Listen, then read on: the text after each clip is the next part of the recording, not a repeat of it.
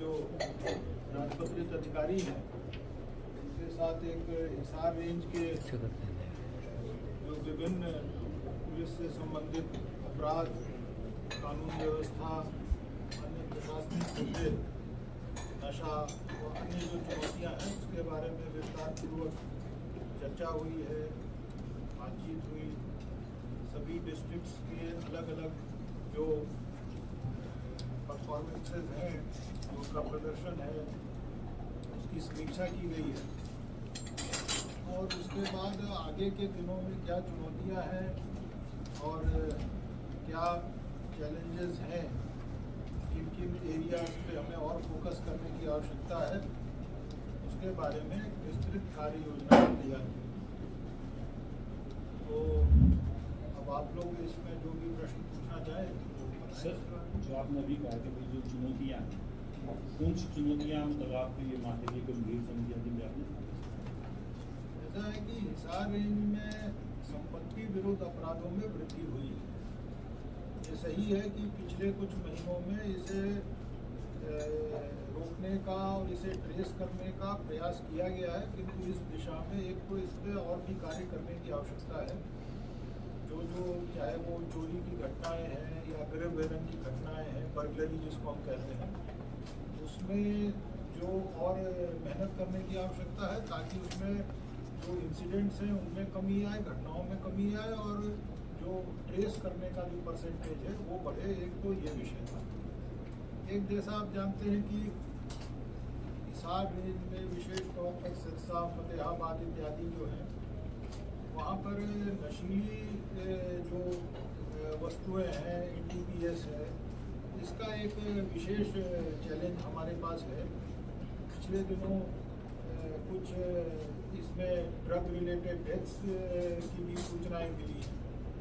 तो इसको लेकर दोनों तरफ से, डिमांड साइड से और सप्लाई साइड से, जिसको हम कहते हैं कि एक कॉम्प्रिहेंसिव एक्शन प्लान, जिसमें कि युवाओं को और एजुकेट करना, उन्हें मुख्य धारा में जो इसके गिरफ्त में आ गए हैं उनको मुख्य धारा से जोड़ने के जो प्रयास हैं, उसमें विभिन्न विभागों के द्वारा और सहयोग लेने की आवश्यकता है। और इसमें हमारा जो Haryana state narcotics control bureau है, उसने एक एक्शन प्लान भी तैयार किया है, जिसमें विलेज लेवल से, गांव के स्तर से लेकर और राज्य के स्तर तक अलग अलग कमेटियों का गठन की गई है। उन कमेटियों का समय समय पर जो उनका कार्य है उसकी समीक्षा हो, ताकि ये पता चले कि धरातल पे जो काम हो रहा है वो वास्तव में जो हम प्रयास कर रहे हैं या जो हमारा लक्ष्य है उसके खरे हम उतर सकें। सर, इसी से पूरा करें। दूसरा जो नशे का की हम बरामदगी करते हैं, उसमें एक बहुत इम्पोर्टेंट एस्पेक्ट है बैकवर्ड और फॉरवर्ड लिंकेजेस, कि मतलब पीछे से वो कहाँ से सप्लाई हुआ और आगे कहाँ तक जाना था। तो ये दोनों जो चीज़ें हैं उस पर और अधिक ध्यान देने की आवश्यकता है।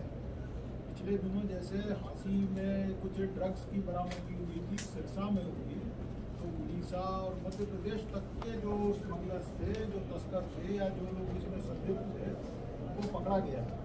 इस तरह के और भी संगठित अपराध में जो लोग संलिप्त हैं उन पे और सख्ती से कार्रवाई करने की आवश्यकता है। हरियाणा को ही टारगेट क्यों बना रहे हैं सर? जैसे आप बता रहे हो अदर स्टेट से आ रहे हैं बस उस पर। और सेकंड, हरियाणा को नहीं, वो सभी स्टेट्स को टारगेट बना रहे हैं, जहाँ पे है वहाँ भी कर रहे हैं। नशे की जो प्रवृत्ति है जी, वो विश्वव्यापी है जी, और हमें यह प्रयास करना है कि हमारा प्रदेश और हमारे जो यहाँ पर डिस्ट्रिक्ट हैं उसमें हम इसको रोक सकें। सर, ऐसा नहीं है कि हरियाणा को ही कर रहे हैं सर, जैसे बाकी जगह है, पंजाब है, हरियाणा है, उसी तरह और भी डिस्ट्रिक्ट इससे और भी स्टेट्स अफेक्टेड हैं।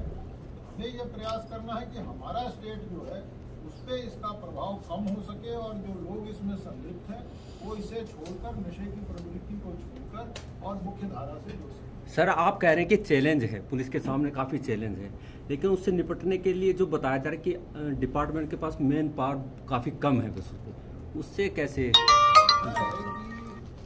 जो संसाधन की कमी है वो पूरे करने के लिए राज्य सरकार के द्वारा प्रयास किए जा रहे हैं।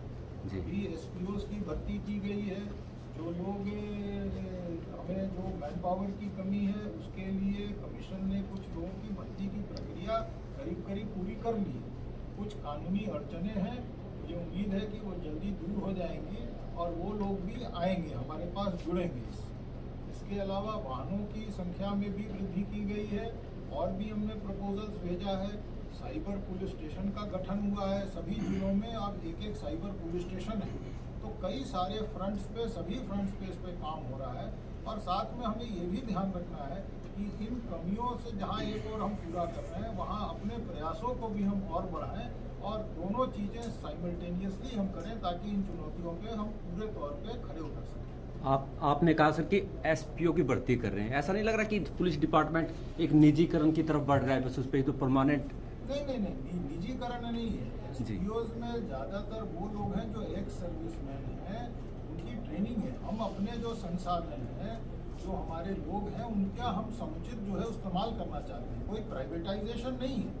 वो पुलिस विभाग का जब तक वो काम कर रहे हैं, पुलिस का काम कर रहे हैं। कोई ऐसा नहीं है कि कोई अलग से वो काम कर रहे हैं। पहले भी होमगार्ड्स रहे हैं, बाकी लोग रहे हैं, ये कोई प्राइवेटाइजेशन नहीं है। सर एक सवाल है, जैसे आपने कहा नशे में प्रवृत्ति पे शिक्षा में कोरोना काल में सबसे ज्यादा पकड़ी गई, तस्कर भी